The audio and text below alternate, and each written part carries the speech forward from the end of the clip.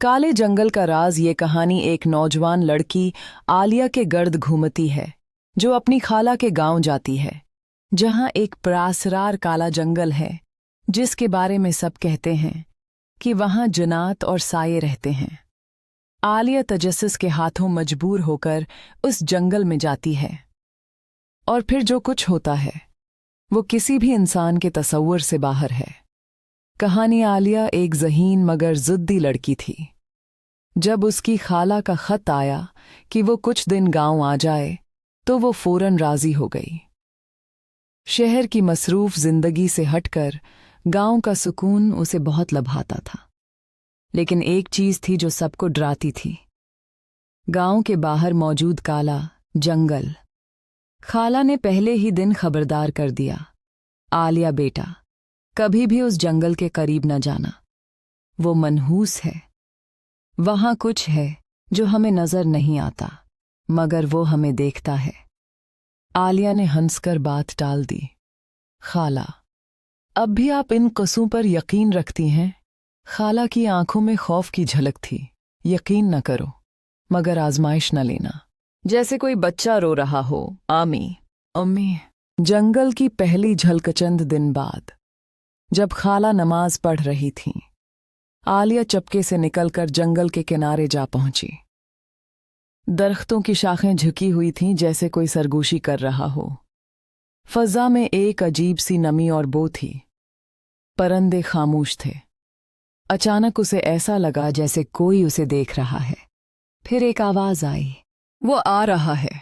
आलिया ने गर्दन घुमाई, कोई न था। फिर अचानक दरख्तों के बीच एक बच्चा नजर आया, सफेद कपड़ों में, मगर इसका चेहरा नजर नहीं आ रहा था। तुम कौन हो? आलिया ने डरते हुए पूछा। बच्चा मड़कर बोला, मुझे ले जाओ।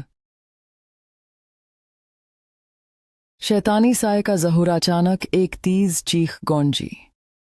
दरख्त हिलने लगे जैसे किसी ने जोर से हिलाया हो। बच्चा गायब हो गया। आलिया ने दौड़ना शुरू किया, लेकिन हर तरफ दरख्त थे।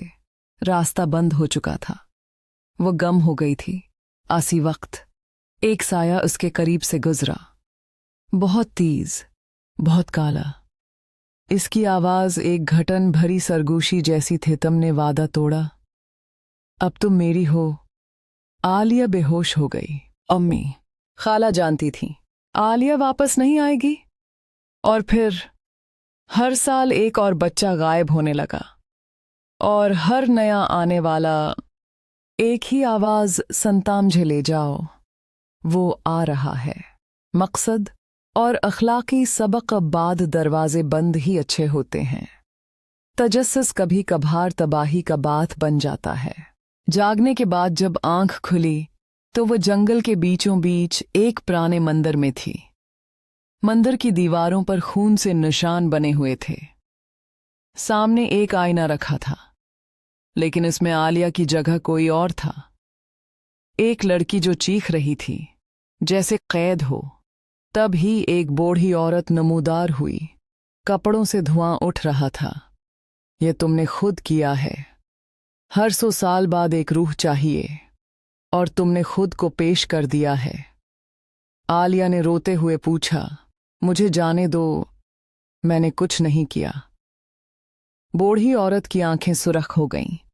अब तुम वही बच्चा बनोगी जो हर आने वाले को पुकारेगा। अख्ताम खाला ने जब आलिया को गम पाया, सारा गांव सिर पर उठा लिया। कई दिन तक तलाश जारी रही मगर कुछ न मिला। बस जंगल से एक आवाज आती रही, आमी